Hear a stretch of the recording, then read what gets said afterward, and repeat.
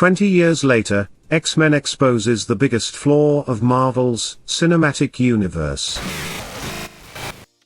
X-Men is a foundational text of Marvel movies. Despite not officially being a part of the Marvel Cinematic Universe, it was one of the first big superhero team-up movies following the success of standalone heroes like Superman and Batman.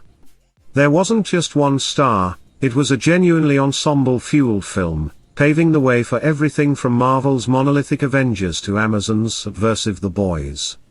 It's also the most successful superhero movie that I've never seen. To be fair, I was only 2 years old when this movie first came out, so most of the hype I've heard surrounding X-Men has been tongue-in-cheek, making fun of the dialogue, the special effects, the plot, and Halle Berry's Storm. Mentally, I've always thought of it as the movie that made Patrick Stewart and Ian McKellen friends. I'd seen X-Men, First Class and Days of Future Past, and considering how they dealt with the foundation of the X-Men, as a group, I just didn't think the original film was essential viewing. I was wrong. So, in honor of its 20th anniversary on July 14, 2020, I powered up HBO Max and finally watched X-Men. From the very start, I wasn't getting that distinct Marvel movie feeling. There was a bombastic and emotionally powerful opening scene, one that had MCU written all over it, but something in the presentation seemed off. By the time I got to the Senate scene, this felt less like Avengers, Infinity War and more like the Manchurian Candidate. The more the plot moved along, the more I realized X-Men isn't at all structured like a Marvel movie. It's more like a political thriller or a James Bond movie. Sure, the allegory was heavy-handed, but that's the X-Men for you. The fight scenes haven't aged well, but this film is less interested in its set pieces and more focused on its oppressed group of superheroes fighting for survival while trying to save a world that hates them. The Marvel movie has become its own genre, an archetype for polished, epic, action-packed films filled with one-liners.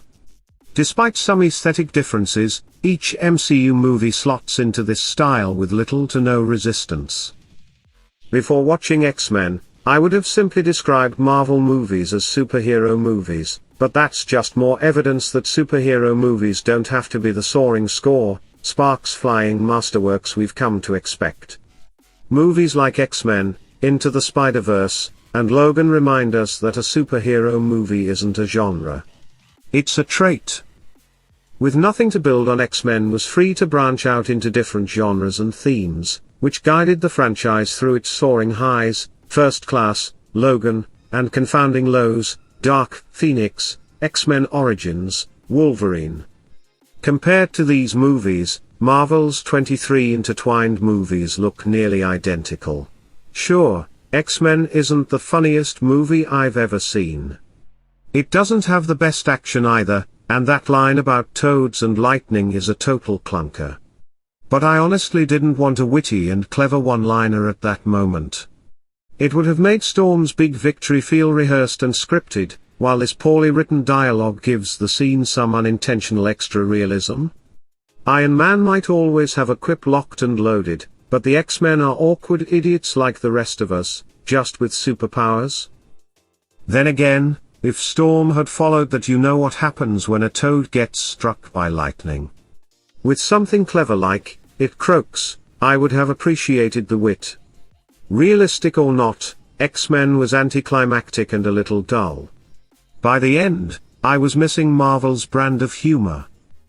Superhero cinema may have outgrown X-Men, but they still have something to learn from the original team-up movie. Leave the bad special effects behind, sure, but maybe what Marvel needs more than anything is a little bit of awkwardness. Okay, if you like this video, don't forget to click like button. See you in the next video.